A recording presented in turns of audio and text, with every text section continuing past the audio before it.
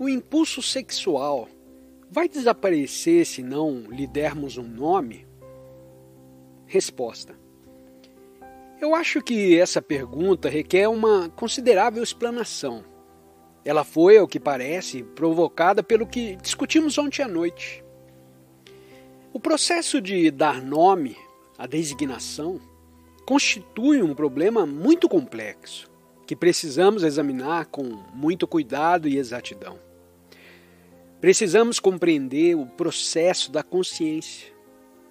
Lamento que essa pergunta, embora formulada de maneira muito simples, encerre tanta coisa.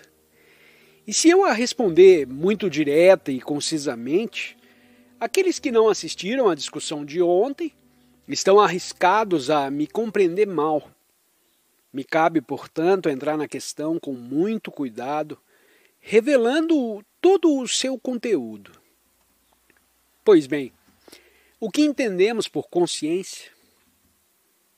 Essa não é uma pergunta sem cabimento, pois está em relação direta com o problema. O que entendemos por consciência? A consciência, sem dúvida, é desafio e reação, e, portanto, experiência. Tal é o começo da consciência. Desafio, reação e experiência. A experiência recebe um nome, uma designação.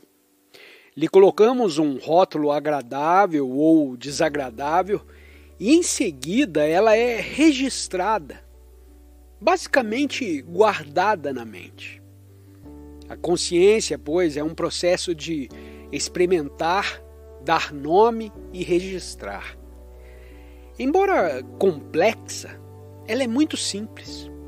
Por favor, não a complique desnecessariamente. Sem esses três processos, que na realidade constituem um processo unitário, o experimentar, dar nome ou designar, registrar, classificar, armazenar, a experiência na memória, sem esse processo não existe consciência. Esse processo está em constante funcionamento, em níveis diferentes, sendo instantâneo. E isso é o que se chama consciência. A canção é repetida em diferentes estados emocionais, com temas diferentes, profundamente. Isso é, nas camadas profundas do inconsciente ou superficialmente, a superfície da consciência, na nossa vida de cada dia. Mas é sempre o mesmo processo de desafio e reação, experiência, denominação e registro na memória. Esse é o tema. Esse é o disco que está tocando. Ora, o que aconteceria se o processo intermediário, que é o de dar nome ou designação, não se realizasse? Isso é, se o processo intermediário fosse eliminado. Porque damos designação, porque atribuímos um nome a um sentimento ou a uma experiência, a chamando de forma agradável ou desagradável, chamando-a de cólera, violência, bem, mal e etc. Por que damos nome a uma experiência? Para algum de vocês isso pode parecer técnico e não é. É muito simples, embora requer um pouco de concentração. Estamos quase todos habituados a ouvir conferências políticas, habituados a que nos digam o que fazer ou o que pensar, e pode nos parecer difícil acompanhar passo a passo, com calma, um pensamento dessa natureza. Mas como não se trata de uma conferência política, temos de nos concentrar um pouco. Assim, a consciência é um processo de experimentar, dar nome e registrar. E por que razão damos nome a uma experiência, a um sentimento? Lhe damos nome ou com o fim de comunicar a outra pessoa, ou como um fim de fixá-lo na memória.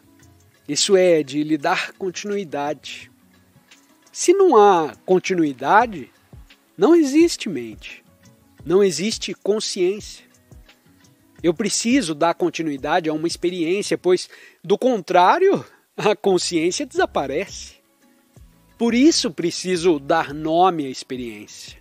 O dar nome a um sentimento, a uma experiência, é uma coisa instantânea, porque a mente, que é o registrador, a memória, põe rótulo no sentimento para lhe dar substância, para lhe dar continuidade, para poder examiná-lo.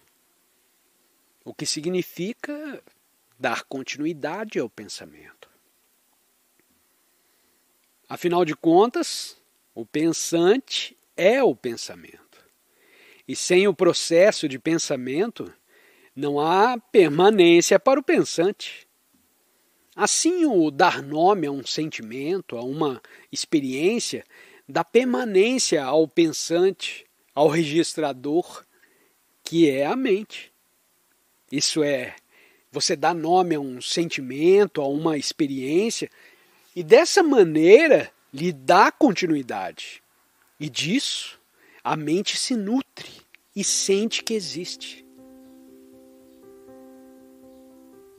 Tome qualquer experiência, qualquer sentimento ou sensação que tiver. Cólera, ódio, amor.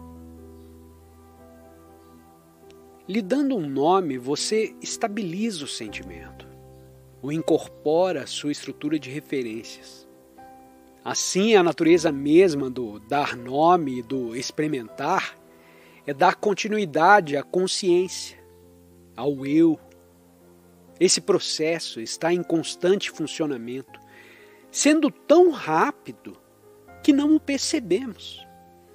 Esse disco está sendo tocado incessantemente, em diferentes níveis, com letras diferentes, com palavras diferentes, durante o sono e a vigília. Bem, o que acontece se não dá uma designação, se não dá um nome a uma experiência? Se não dá nome às várias sensações? Se nada tem guardado, onde fica você? Isso é, quando não se dá nome, o sentimento ou a experiência se extingue, não tem continuidade. Experimente isso em você mesmo para ver como é assim. Se tem um sentimento nacionalista muito forte, o que acontece? Você lhe dá um nome. Surge o pensamento do idealismo, o amor, a minha pátria. Quer dizer, você lhe dá um nome e com isso lhe dá continuidade. É muito difícil deixar de denominar porque o processo de dar nome é automático, é instantâneo. Mas suponhamos que não desse um nome a um sentimento. O que acontece a esse sentimento? Certamente o registrador não pode se identificar com esse sentimento. Não lhe dá substância, não lhe dá força, não lhe dá vitalidade. Por isso o sentimento se extingue. A primeira vez que senti a sensação que chama irritação, não lhe dê nome. Não diga, droga, eu estou irritado. Não designe a sensação por um termo e veja o que acontece. Você verá ver acontecer uma coisa extraordinária. A mente se perturba porque lhe desagrada se vê em um estado de incerteza. A perturbação torna-se então mais importante do que o sentimento. E o sentimento é esquecido e a perturbação fica. Mas a mente não gosta de estar perturbada, perplexa. Portanto, ela exige segurança. E busca a segurança, a certeza no seu registro, na memória, com o que fortalece o registrador. É uma coisa verdadeiramente fascinante observar o processo de nossa própria consciência. Mas nada disso se aprende num livro. Nenhum livro pode te ensinar, e o que um livro ensina não vale a pena aprender. Só se pode repetir o que um livro ensina.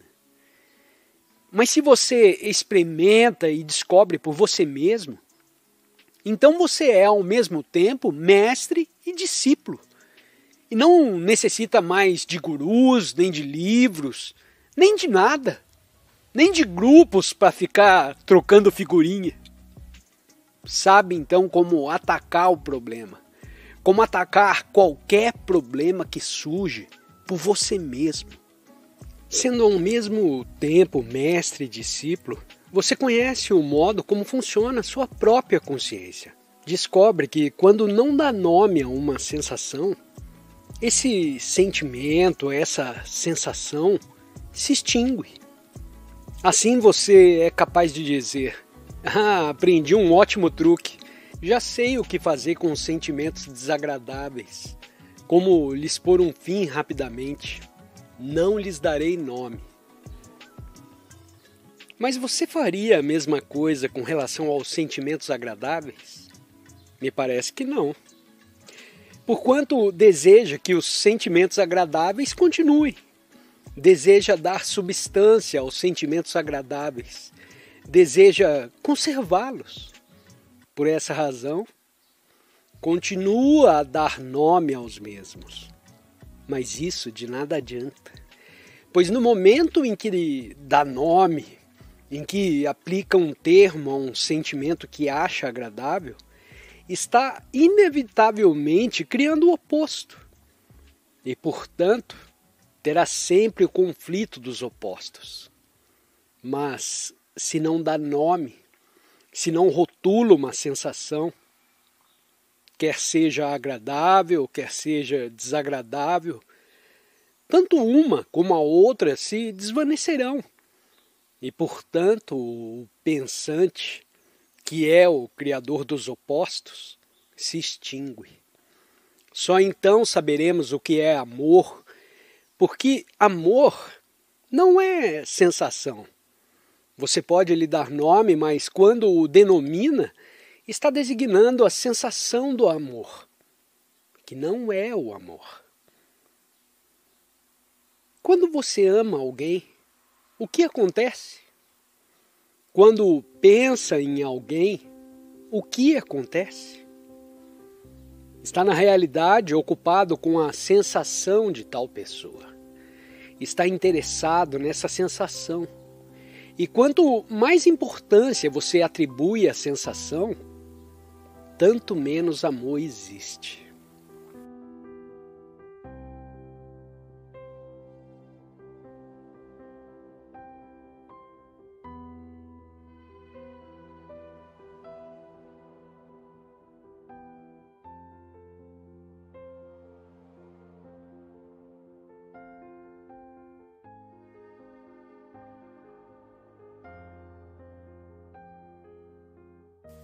Bom, já nos prolongamos demais aqui, mas a pergunta é: o impulso sexual desaparecerá se não lhe damos um nome? Desaparecerá, é claro. Mas se não compreender todo o processo da consciência, como expliquei muito cuidadosamente, o simples fato de pôr fim a um determinado impulso, agradável ou desagradável, não faz surgir aquela qualidade eterna do amor.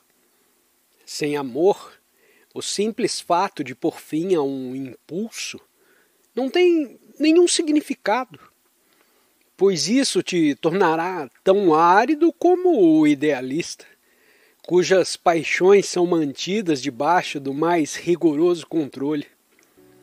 Porque se não compreende todo o processo da consciência, as paixões estarão sempre presentes, ainda que não lhes dê nomes.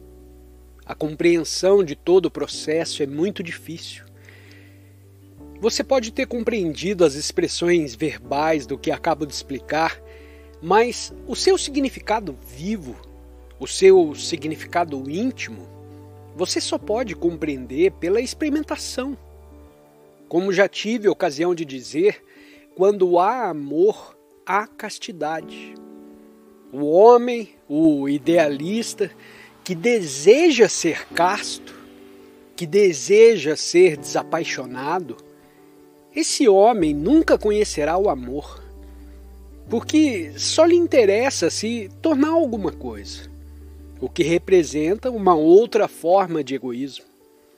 Está empenhado unicamente nessa luta por atingir, alcançar o seu ideal, que é inexistente. Por isso esse homem tem um coração vazio, e esse coração vazio, ele enche com as coisas da mente.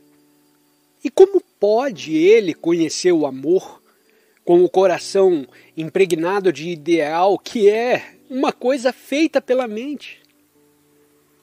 Constitui, pois, um problema muito complexo e sutil essa questão de dar designação, de dar nome. Mas você a compreende se experimentar. Há riquezas extraordinárias.